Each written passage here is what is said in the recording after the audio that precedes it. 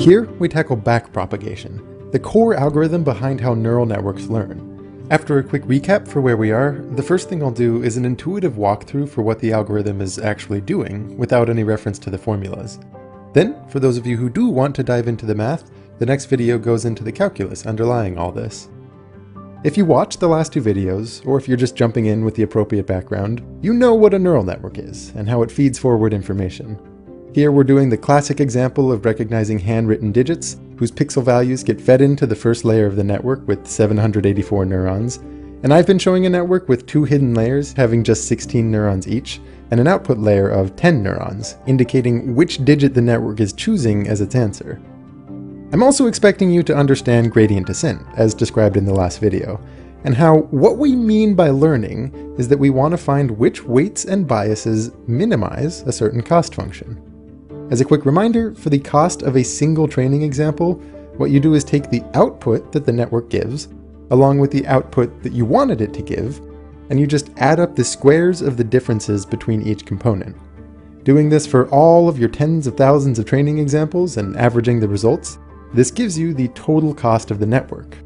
And as if that's not enough to think about, as described in the last video, the thing that we're looking for is the negative gradient of this cost function, which tells you how you need to change all of the weights and biases, all of these connections, so as to most efficiently decrease the cost. Backpropagation, the topic of this video, is an algorithm for computing that crazy complicated gradient. And the one idea from the last video that I really want you to hold firmly in your mind right now is that because thinking of the gradient vector as a direction in 13,000 dimensions is, to put it lightly, beyond the scope of our imaginations, there's another way you can think about it. The magnitude of each component here is telling you how sensitive the cost function is to each weight and bias. For example, let's say you go through the process I'm about to describe and you compute the negative gradient, and the component associated with the weight on this edge here comes out to be 3.2, while the component associated with this edge here comes out as 0.1. The way you would interpret that is that the cost of the function is 32 times more sensitive to changes in that first weight. So if you were to wiggle that value just a little bit, it's going to cause some change to the cost, and that change is 32 times greater than what the same wiggle to that second weight would give.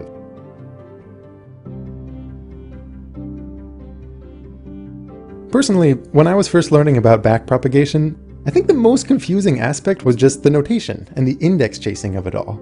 But once you unwrap what each part of this algorithm is really doing, each individual effect that it's having is actually pretty intuitive. It's just that there's a lot of little adjustments getting layered on top of each other. So I'm going to start things off here with a complete disregard for the notation, and just step through those effects that each training example is having on the weights and biases. Because the cost function involves averaging a certain cost per example over all the tens of thousands of training examples, the way that we adjust the weights and biases for a single gradient descent step also depends on every single example. Or rather, in principle it should, but for computational efficiency, we're going to do a little trick later to keep you from needing to hit every single example for every single step. In either case, right now, all we're going to do is focus our attention on one single example, this image of a 2. What effect should this one training example have on how the weights and biases get adjusted? Let's say we're at a point where the network is not well trained yet, so the activations in the output are going to look pretty random, maybe something like 0.5, 0.8, 0.2, on and on. Now we can't directly change those activations, we only have influence on the weights and biases, but it is helpful to keep track of which adjustments we wish should take place to that output layer. And since we want it to classify the image as a 2, we want that third value to get nudged up, while all of the others get nudged down. Moreover, the sizes of these nudges should be proportional to how far away each current value is from its target value. For example, the increase to that number 2 neuron's activation is in a sense more important than the decrease to the number 8 neuron, which is already pretty close to where it should be. So zooming in further, let's focus just on this one neuron, the one whose activation we wish to increase. Remember, that activation is defined as a certain weighted sum of all of the activations in the previous layer, plus a bias, which is all then plugged into something like the sigmoid squishification function, or a ReLU. So there are 3 different avenues that can team up together to help increase that activation. You can increase the bias, you can increase the weights, and you can change the activations from the previous layer. Focusing just on how the weights should be adjusted, notice how the weights actually have differing levels of influence. The connections with the brightest neurons from the preceding layer have the biggest effect, since those weights are multiplied by larger activation values. So if you were to increase one of those weights, it actually has a stronger influence on the ultimate cost function than increasing the weights of connections with dimmer neurons, at least as far as this one training example is concerned. Remember, when we talk about gradient descent, we don't just care about whether each component should get nudged up or down, we care about which ones give you the most bang for your buck. This, by the way, is at least somewhat reminiscent of a theory in neuroscience for how biological networks of neurons learn, Hebbian theory, often summed up in the phrase, neurons that fire together wire together. Here, the biggest increases to weights, the biggest strengthening of connections, happens between neurons which are the most active and the ones which we wish to become more active. In a sense, the neurons that are firing while seeing a 2 get more strongly linked to those firing when thinking about a 2. To be clear, I really am not in a position to make statements one way or another about whether artificial networks of neurons behave anything like biological brains, and this fires together, wire together idea comes with a couple meaningful asterisks. But, taken as a very loose analogy, I do find it interesting to note. Anyway, the third way that we can help increase this neuron's activation is by changing all the activations in the previous layer.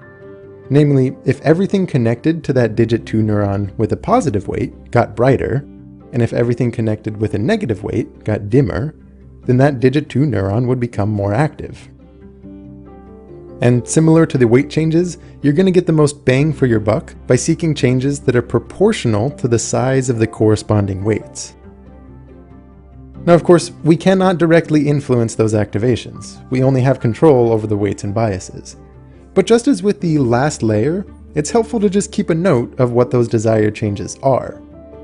But keep in mind, zooming out one step here, this is only what that digit 2 output neuron wants. Remember, we also want all of the other neurons in the last layer to become less active. And each of those other output neurons has its own thoughts about what should happen to that second to last layer. So, the desire of this digit 2 neuron is added together with the desires of all the other output neurons for what should happen to this second to last layer. Again, in proportion to the corresponding weights, and in proportion to how much each of those neurons needs to change. This right here is where the idea of propagating backwards comes in. By adding together all these desired effects, you basically get a list of nudges that you want to happen to the second to last layer. And once you have those, you can recursively apply the same process to the relevant weights and biases that determine those values, repeating the same process I just walked through and moving backwards through the network. And zooming out a bit further, remember that this is all just how a single training example wishes to nudge each one of those weights and biases. If we only listened to what that 2 wanted, the network would ultimately be incentivized just to classify all images as a 2. So what you do is you go through this same backprop routine for every other training example, recording how each of them would like to change the weights and the biases. And you average together those desired changes.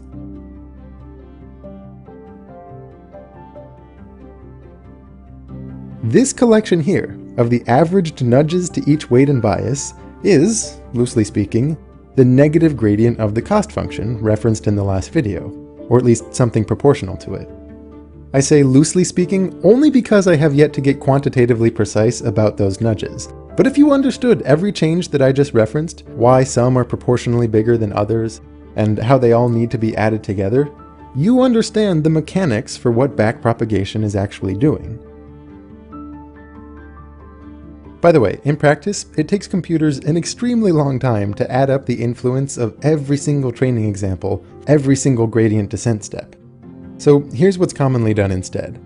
You randomly shuffle your training data and then divide it into a whole bunch of mini batches, let's say each one having 100 training examples. Then you compute a step according to the mini batch. It's not going to be the actual gradient of the cost function, which depends on all of the training data, not this tiny subset. So it's not the most efficient step downhill. But each mini-batch does give you a pretty good approximation, and more importantly, it gives you a significant computational speedup. If you were to plot the trajectory of your network under the relevant cost surface, it would be a little more like a drunk man stumbling aimlessly down a hill, but taking quick steps, rather than a carefully calculating man determining the exact downhill direction of each step before taking a very slow and careful step in that direction. This technique is referred to as stochastic gradient descent. There's kind of a lot going on here, so let's just sum it up for ourselves, shall we? Backpropagation is the algorithm for determining how a single training example would like to nudge the weights and biases, not just in terms of whether they should go up or down, but in terms of what relative proportions to those changes cause the most rapid decrease to the cost. A true gradient descent step would involve doing this for all your tens and thousands of training examples and averaging the desired changes that you get. But that's computationally slow, so instead you randomly subdivide the data into these mini-batches and compute each step with respect to a mini-batch. Repeatedly going through all of the mini-batches and making these adjustments, you will converge towards a local minimum of the cost function, which is to say your network is going to end up doing a really good job on the training examples. So with all of that said, every line of code that would go into implementing backprop actually corresponds with something that you have now seen, at least in informal terms. But sometimes knowing what the math does is only half the battle, and just representing the damn thing is where it gets all muddled and confusing. So, for those of you who do want to go deeper, the next video goes through the same ideas that were just presented here, but in terms of the underlying calculus, which should hopefully make it a little more familiar as you see the topic in other resources. Before that, one thing worth emphasizing is that for this algorithm to work, and this goes for all sorts of machine learning beyond just neural networks, you need a lot of training data. In our case, one thing that makes handwritten digits such a nice example is that there exists the MNIST database with so many examples that have been labeled by humans. So a common challenge that those of you working in machine learning will be familiar with is just getting the labeled training data that you actually need, whether that's having people label tens of thousands of images or whatever other data type you might be dealing with. And this actually transitions really nicely to today's extremely relevant sponsor, Crowdflower, which is a software platform where data scientists and machine learning teams can create training data. They allow you to upload text or audio or image data and have it annotated by real people. You may have heard of the human-in-the-loop approach before, and this is essentially what we're talking about here, leveraging human intelligence to train machine intelligence. They employ a whole bunch of pretty smart quality control mechanisms to keep the data clean and accurate, and they've helped to train, test, and tune thousands of data and AI projects. And what's most fun, there's actually a free t-shirt in this for you guys. If you go to 3b1b.co/crowdflower or follow the link on screen and in the description, you can create a free account and run a project, and they'll send you a free shirt once you've done the job. And the shirt's actually pretty cool, I quite like it. So thanks to Crowdflower for supporting this video, and thank you also to everyone on Patreon helping support these videos.